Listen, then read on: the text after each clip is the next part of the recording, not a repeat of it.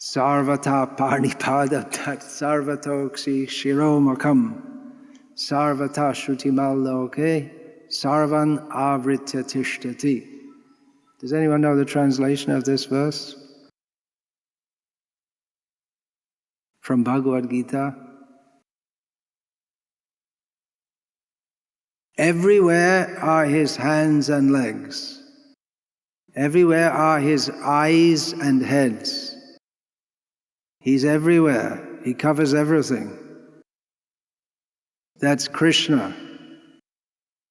As you might have noticed, I'm not Krishna. So I can't be everywhere at all times. And I'm only here for a short time. So, sorry, it's hard to meet everyone and interact personally, even for a few minutes, with everyone. And I'm here just for a short time. Anyway, as Śrila Prabhupada always emphasized, the link, the spiritual link is not what's the word? It's not bound by or demarcated by physical, anything material.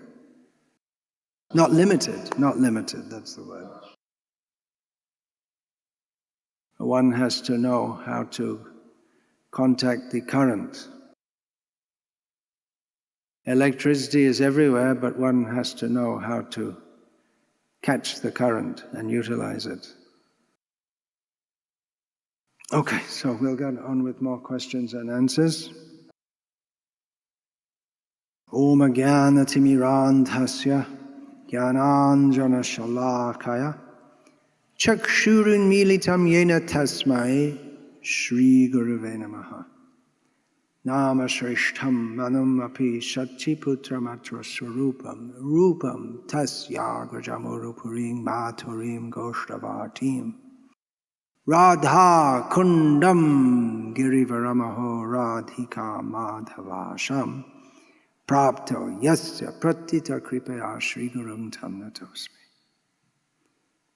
Vandeham Shri Guru Shri Ataf Padakamalam Shri Gurun Vaishnavanscha Shri Rupam Sagrajatam Sahagana Raghunatan Vitam Tam Sajivam Sadvaitam Savadhutam Parajana Sahitam Krishna Chaitanya Devam Shri Radha Krishna Padam Sahagana Lalita Shri Vishakhan Vitamscha Hare Krishna, Krishna Krishna, Hare Hare, Hare Rama, Rama Rama, Hare Hare. Also 1990s, the Nabarijni Chalni original group, Ishvara, Sutapa, and Mataji, and maybe so many others. Haladini, is she from 1990s or a little later?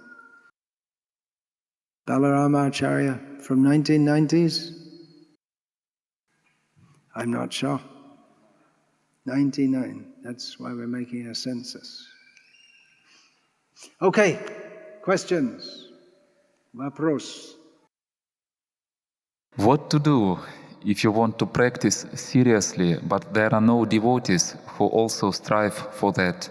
Should I try to find such society of devotees, for example, move to Mayapur or elsewhere, or should I stay where I am and practice myself sadhana bhakti without changing the place? As Śrila Prabhupada often quoted, Stane stita shrutikatang tanuvang manobhir. One should stay in one's own position and go on with the process of devotional service, especially hearing from, well, we can say the whole verse. Jnane prayasamudapasya namanta eva jivanti sanmukharitam bhavati avartam sthane stita shrutikatang tanuvang manobe ye prayasho jitajitopi apitai strilokyam. Giving up the attempt to understand everything by our puny brains, we should become humble and live our lives hearing topics of Krishna from great devotees. remaining in one's place, one should go on with this hearing process, by which one can conquer the unconquerable. So stressed here is hearing from great devotees about Krishna. And also, as Śrila Prabhupada often quoted, you can stay in your own position. That, according to the context of the verse, that specifically means one's position within the varnashram system, which doesn't exist anymore. Hearing from devotees about Krishna is stressed, hearing in humility. Elsewhere in his teachings, Śrila Prabhupada recommends that one does change one's position. He says that any ma means mother, the mother who does not encourage her son to leave home to go to search for Krishna is maya. In another purport, he states that for men, married men who are older, they should not remain at home. They should be ashamed of staying at home. Very strong injunction. So, just staying in one place is not the important thing. The important thing is anukulyasya sankalpa pratyukulyasya varjanam. To accept whatever is favorable for advancement in devotional service and to reject all that is not, or all that which is opposed to our advancement in devotional service. And the injunction to remain in your position emphasizes the power of the process of devotional service. It does not depend on one's position in this material world, but it depends on one's sincerity to practice it. However, another factor is the importance of association in our advancement. Prahlad, as a child, could live among the demons and still be a pure devotee. Narad Muni lived alone with Prahlad's mother for some months, but wasn't affected. That's not for everyone. So the general principle is that we require good association for advancement. Krishna Bhakti Janma Mool Hoy Sadhu Sangha Krishna Bhakti Janmai Teho Puna Mukhya Anga. The very root of the awakening of devotional service is association with devotees. And even when we're situated in devotional service, association with devotees is still a major factor. So we should try to seek out good association as far as possible.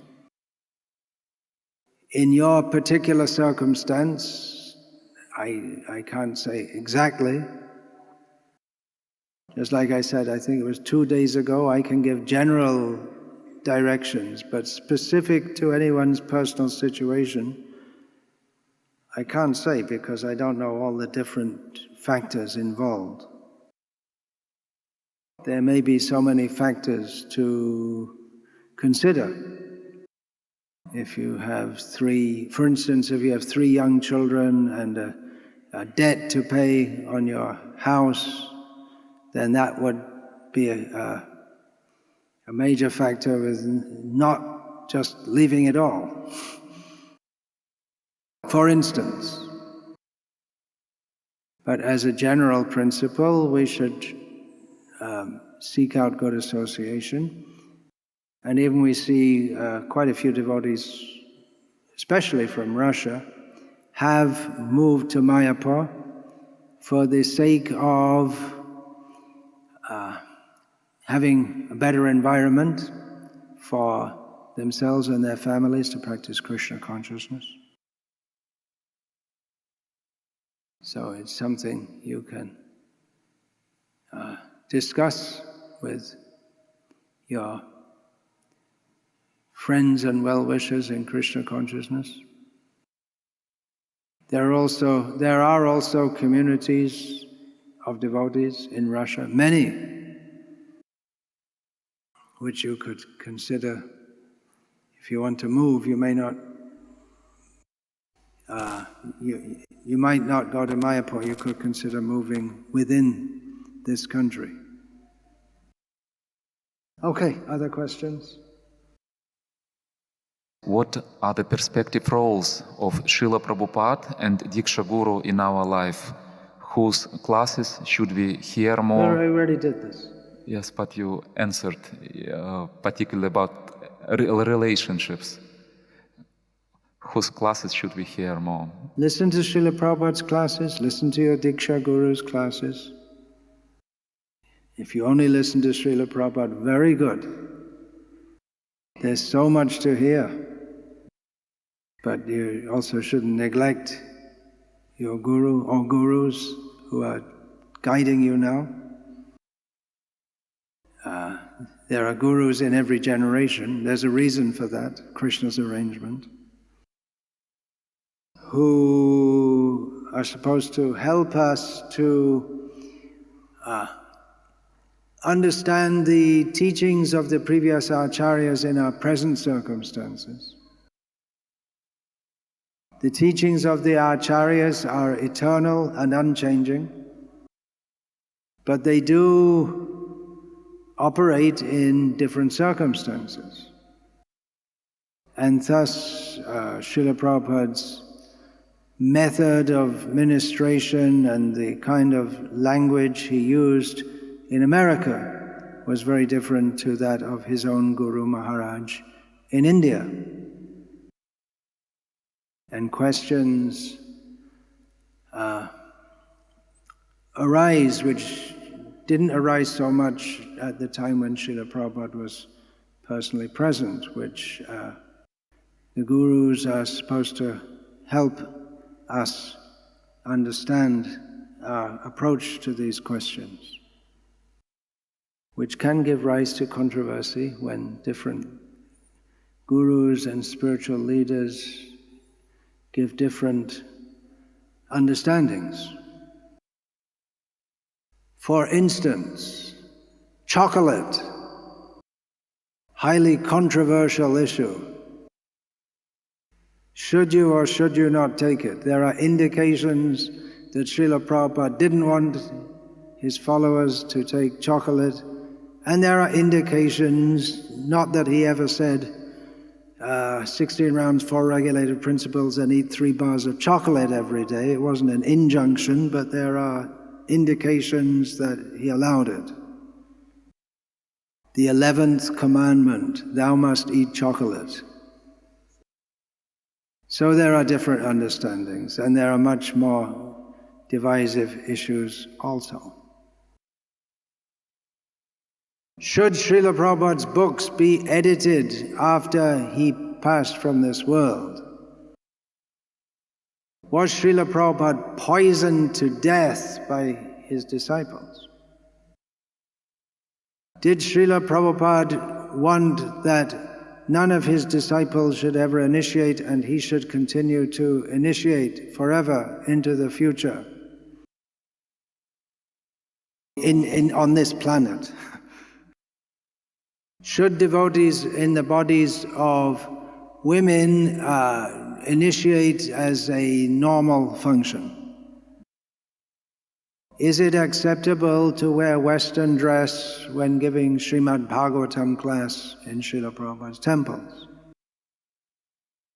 Is it acceptable for devotees who are not duly Brahminically initiated to worship deities in the temples or anywhere else? Actually, Śrila Prabhupada is directly given instructions in regard to that issue. He very clearly said repeatedly that only devotees initiated as brahmanas should worship the deities. But anyway, time, place and circumstance is the great excuse for whatever you want to do. And there may be so many other issues which come up in future, or are at the present time also. Oh, there's another major one. Should devotees who, say, 30 years ago engaged in some act of child abuse be ostracized from the society of devotees forever? So there are many issues which gurus may have to explain to their disciples for their disciples' understanding. What I see at the present time is that many disciples think, well, whatever my guru says, I'll just accept.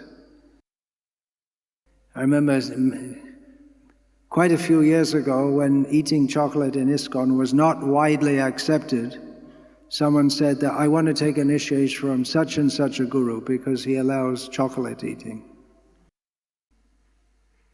But actually,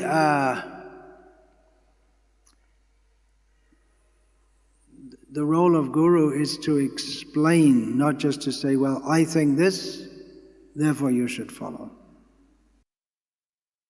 And it may be that this disciple is not satisfied and goes away. I have that experience myself.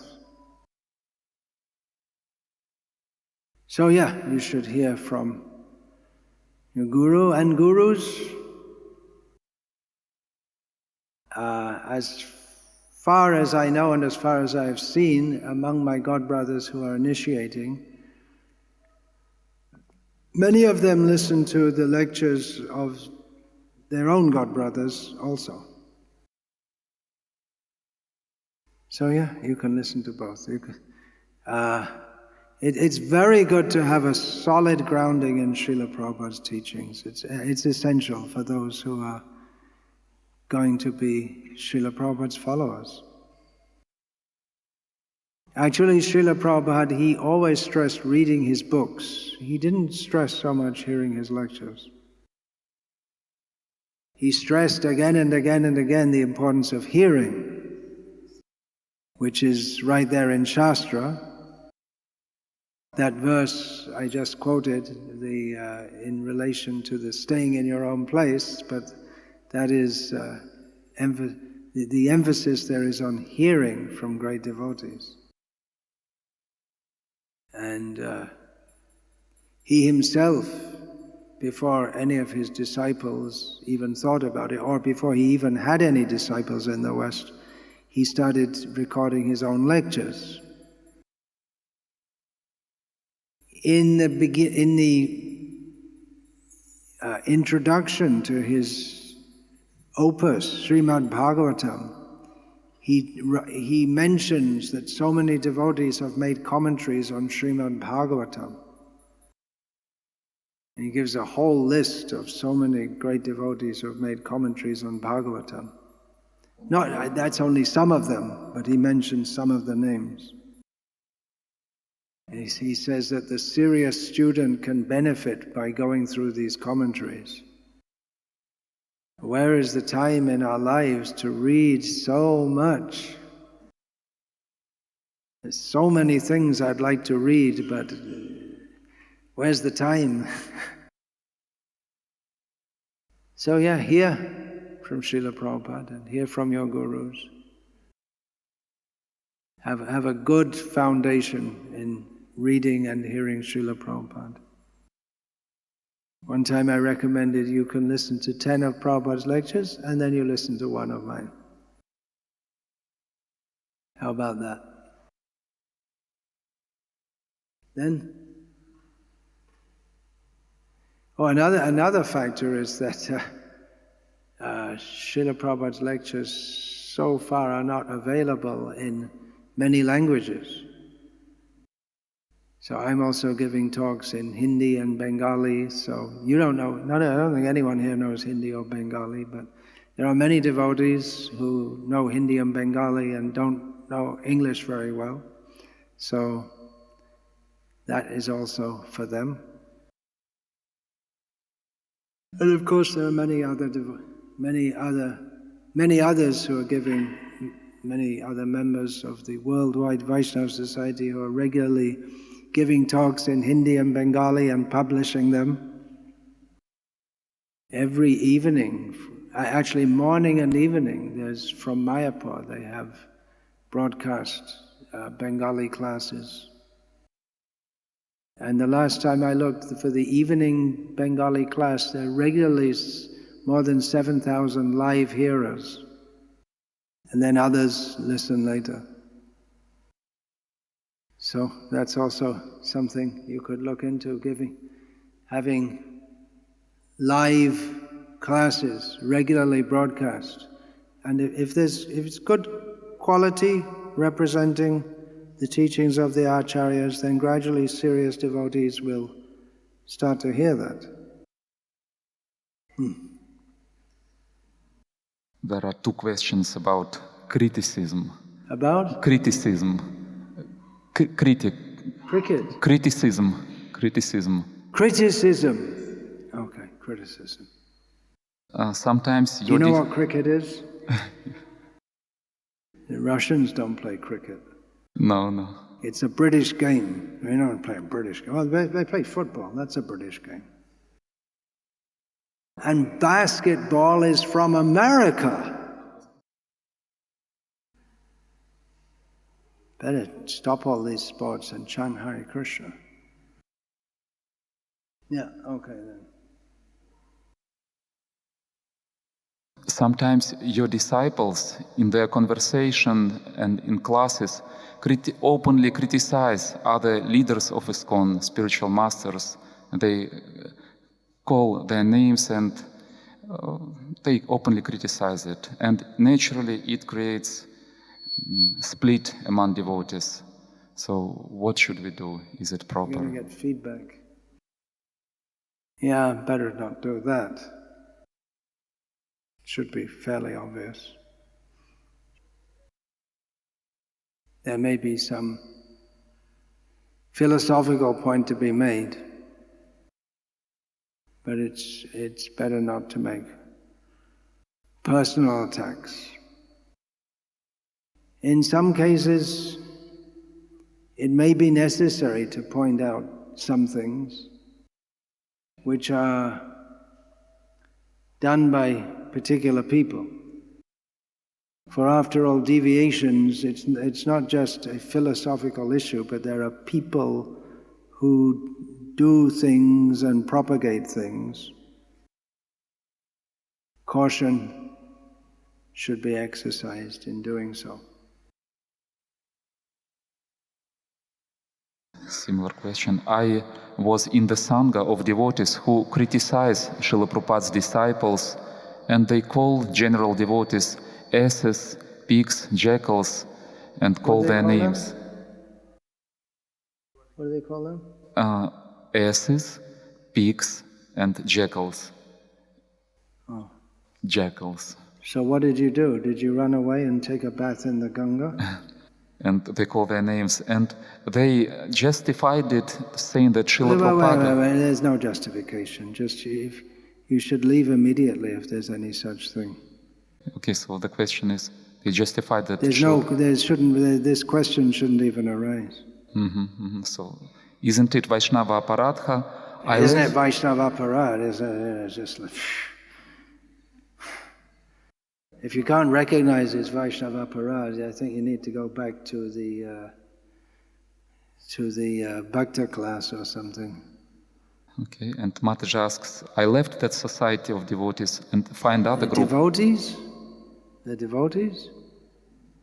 So she says, I left it a few years ago, this group of devotees, but still I have some lingering, some thoughts of these devotees. How can I get rid of this burden which really disturbs my life? Yeah, it makes a very serious scar on the heart even to hear such things. It is seen that somehow or other this Krishna conscious movement, apart from attracting saintly people, it also attracts some people who are as if their one pleasure in life is just to find fault and criticize everyone in the worst possible way. As you may know, I sometimes try to point out things which are not going properly in Vaishnava society. That might be misunderstood sometimes. Our basic attitude should be one of respecting anyone who's seriously trying to practice Krishna consciousness. Yeah, then? I watched the lecture Grihastha Ashram. There you discussed that devotees need to choose a partner according to their level, or men should be higher. What if a beautiful mataji is from a good family who has Brahminical qualities and she can't meet good husband? How can she find a worthy spiritual husband? A beautiful woman doesn't generally have a problem finding a good husband. The problem for her is to try to keep away all the bad possible husbands. I don't know, because I don't have a very good-looking body, but it seems to me that to be very good-looking can be a difficult obstacle for advancement in Krishna consciousness. Janmaishvarya shruta shribhir edamana madah pumanaivar hatyabidatum vai twamakinchana go charam. Who knows the translation to this verse? Anyone?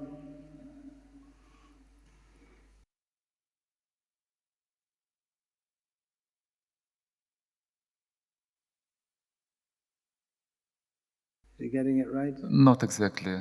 Yeah. Kunti Devi, who herself is of very high birth, of very great beauty, or was when she was a youth, and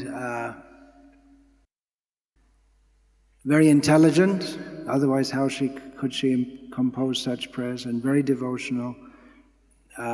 She says that anyone who is puffed up by high birth, wealth, knowledge and intelligence and bodily beauty, they cannot properly worship Krishna due to that pride of thinking themselves better than others. One of my godbrothers, who had a lot of association with Śrila Prabhupada in India, he often told me that Śrila Prabhupada was sometimes he was lamenting in the sense he's expressed great sorrow that people in the Western world don't have any proper family life. That was particularly true in America, and even more so nowadays. So yeah, it's a very difficult situation being a young man or woman especially in Krishna consciousness, and wanting to get married. There's so many risks, and the training of just how to live as a normal human being is largely absent in human society nowadays. Which is why you have a job. You're just trying to help people straighten out their complicated lives just so they can live something like a normal human being. Just to be what we could say a normal, decent, functional member of society is almost a rarity, it seems. And even the people who are just going on, yes, everything very nice, inside this, in many cases, inside their minds, they're screaming. So if you happen to be what was it, a beautiful, intelligent, aristocratic young woman asking this question. What I can suggest for you is that you contact one of my disciples who's helping many women in Krishna consciousness. Not many, but some. She's from India, but she lived with her husband quite a few years in the West, and now is back in India. So you please ask her. These festivals are often, from what I understand, they're often arenas for young people who are looking for good mates. It's not really meant for that, but it just kind of happens. I suppose the devotees think that, well, if I like to come to this festival, then someone else also likes, from the other side, the other gender who likes to come to this festival, at least we've got something in common to start off with. It's best if the parents are thickly involved, because they can often see better than the boy or girl what is best for their future.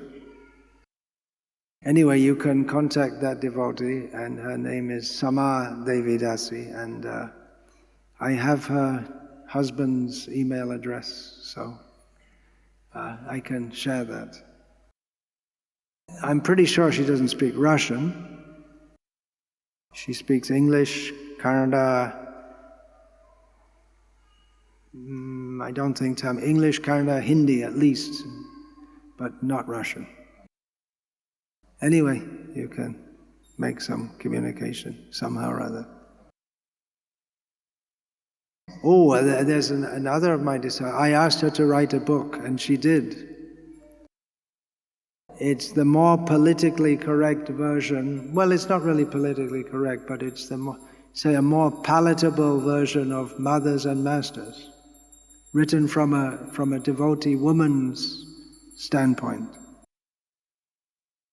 I'm not sure if she's lived in the West, but overseas for sure. Actually, there are several of my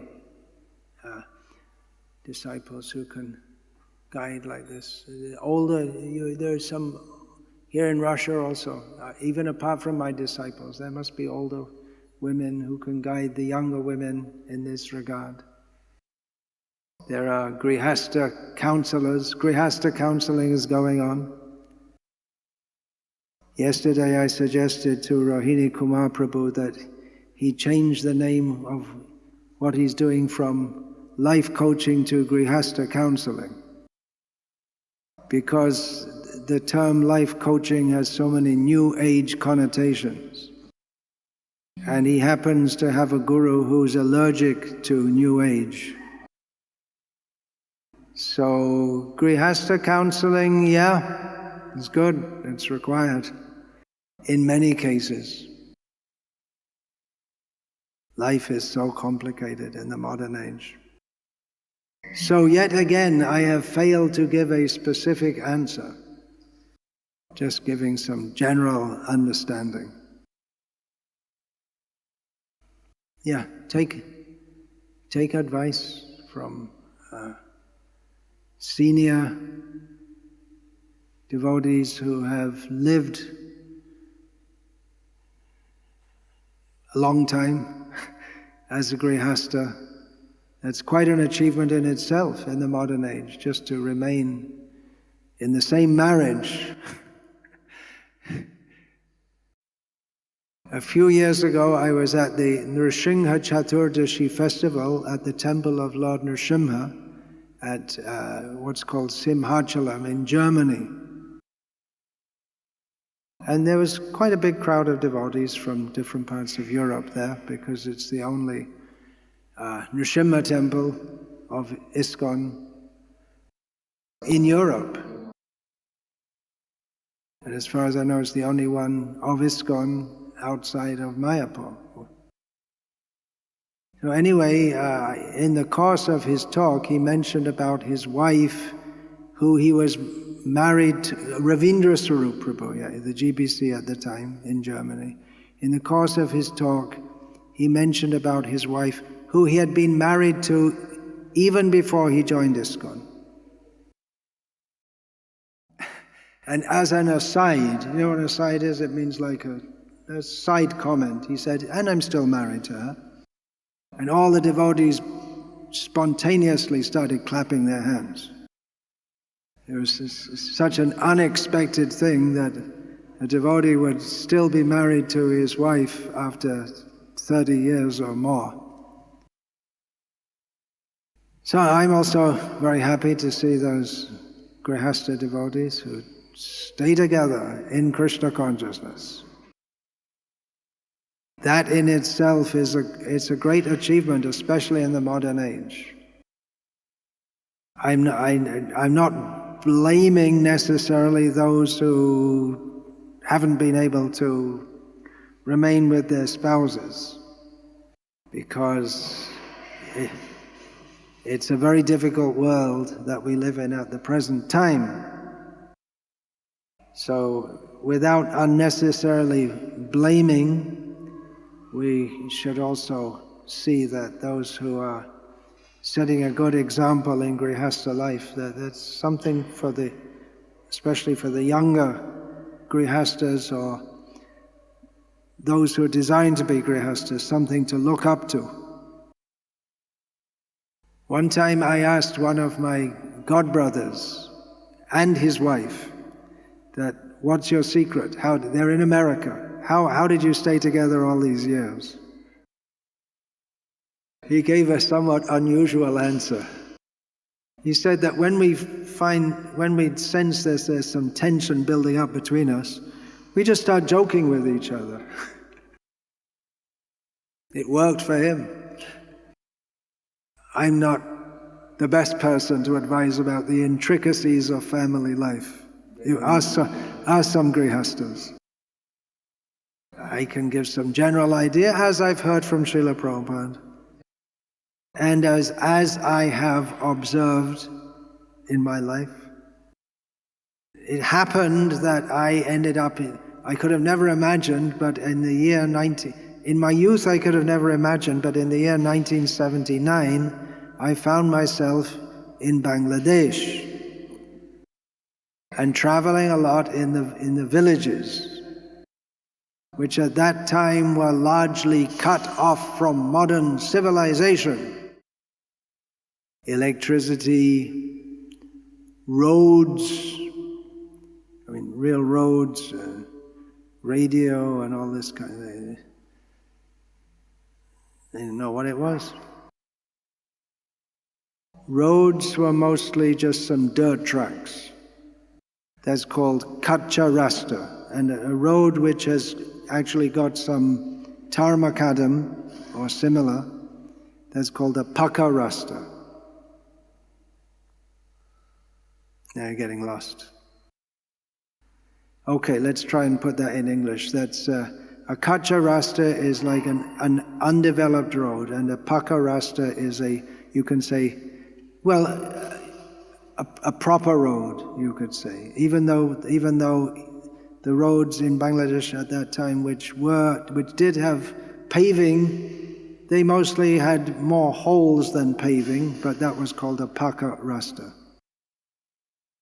And the people living in the villages, mostly people lived in villages, and they didn't know anything more than their village life.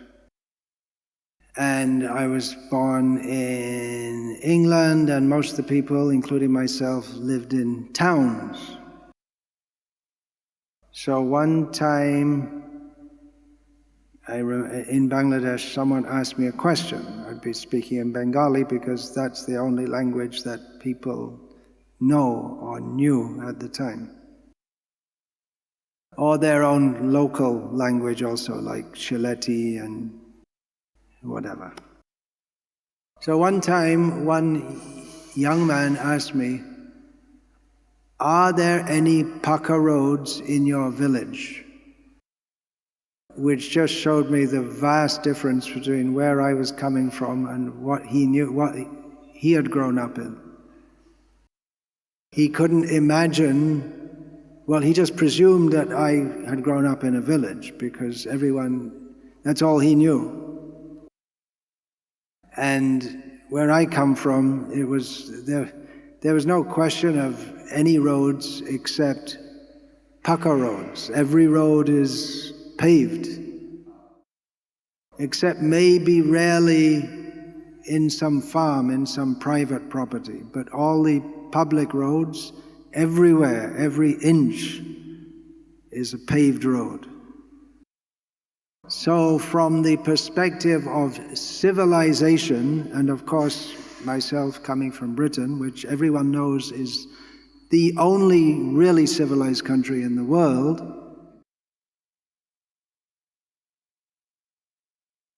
why are you laughing?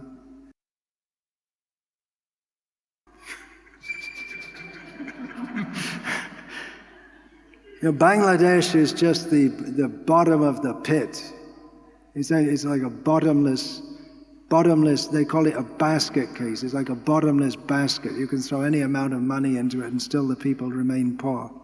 So it was considered Bangladesh is like the epitome of backwardness. So there I am in the villages of Bangladesh. And gradually I came to realize that, wait a minute, this is civilized. Their culture is civilized. This is the kind of culture that Śrila Prabhupada is writing about in his books.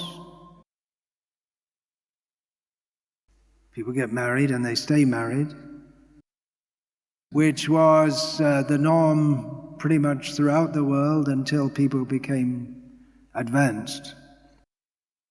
But the whole culture of respect for elders, and so many factors, is actual civilization. I wrote about that in that book, Glimpses of Traditional Indian Life, with the hope of giving some idea to people in other parts of the world about the kind of culture that Śrila Prabhupada wanted to introduce to the world.